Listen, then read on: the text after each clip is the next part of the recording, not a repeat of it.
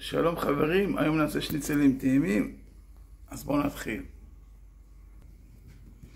בקמח אנחנו שלבים, מוסיפים תבלינים, כל מיני תבלינים, כמו כמון, מלח, פלפל. ביצה אפשר גם לשים תבלינים, אני לא אספתי.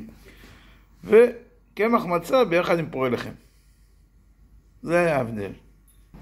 אז ככה, לוקחים שניצל אחד, דוגמה.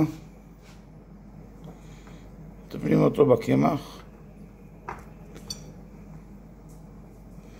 ואז מעבירים אותו לביצה, ואז לקמח מצה עם הפירורי לחם,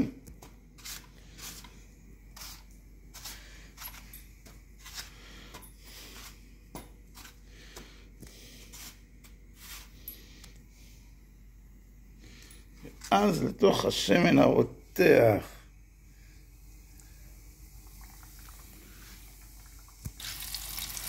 וברגע שזה יוצא שחום, מוציאים, יוצא ממש טעים.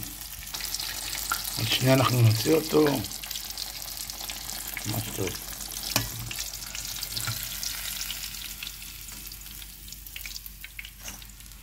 וואו, מדהים.